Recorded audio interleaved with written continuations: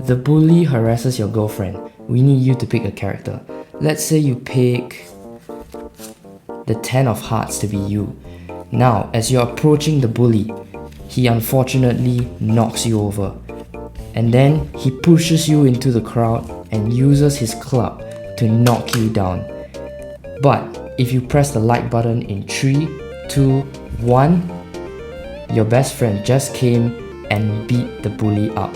Not only that, he also knocked down every single person who laughed at you, except for you. And now you and your girlfriend live happily ever after. Here's how to do the bully reverse trick. We'll begin with a setup that we don't want the spectators to know. The bottom card will actually be face up while the rest of the deck is face down. Then we'll place the Queen of Hearts on top and the King of Clubs on the bottom in order to do that fancy trick to leave these two. So how this trick works is we will have our thumb on top and your remaining fingers on the bottom, kind of applying some pressure on the bottom card, the King of Clubs, and the top card, the Queen of Hearts. Then just throw the deck over. It might take a bit of practice at first and try to use a relatively new deck because you don't want the cards to be sticky, otherwise you will have more than just these two cards sticking. Basically, your contact of your fingers will have enough friction to hold these two cards back, while the rest of the cards do not have enough friction to stay, so they'll fly over to your left hand.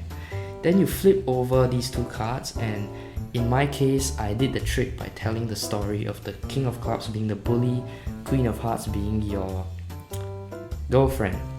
Then I proceed to get the spectator to select a card. So this can truly be a random choice. Now, if you want the trick to be even stronger, and if you do not need to hinge on this storyline that I went with, you can actually get the spectator to shuffle the deck entirely by their choice. And then when you take back the deck, distract them in some way, shape or form. Maybe you're talking to them or pointing at somewhere else, or just literally when they're not looking, you flip the bottom card over so you can carry on with the trick. Because you don't exactly need these two cards for the trick, it's just for the storyline that I went with. So then you get the spectator to pick a card at random. Just don't go too far down, otherwise you'll flash the bottom card being face up. When your spectator has picked the random card, you can even ask them if they want to change their mind so that they believe further that it is not it is free choice, alright? Words are not happening at night. Okay, now after they've picked their card, it's fine if you do not know the card. In fact, it might make it a bit more amazing for the audience. Up to you on that, you can make the decision. But what you will do before you let the spectator put the card back in, after they pick their card, you ask them to show it around to other people, ensure they all remember the card. All this is a distraction for you to do one simple move. Flip the deck upside down, so that now, from the spectator's view, it still seems like the deck is face down because you see the top cards face down like before.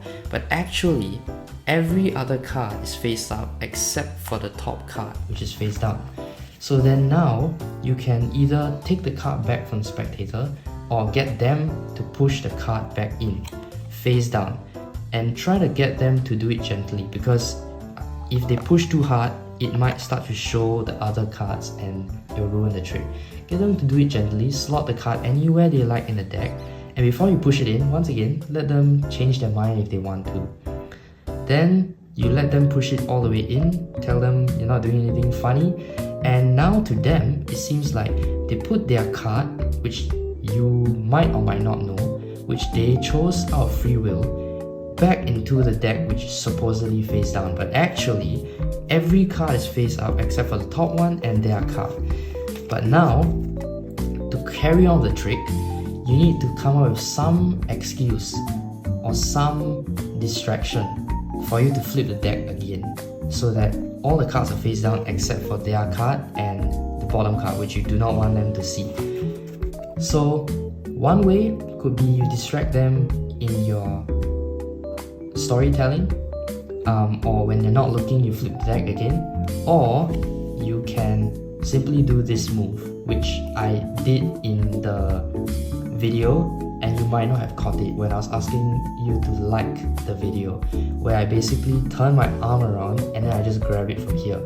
It draws a bit less suspicion than some other magicians have taught before, where they share that you turn your arm around and grab the bottom of the deck and turn it around your middle finger. I mean, I feel like it could be a move that you say does the magic, but then again, it could also arouse suspicion.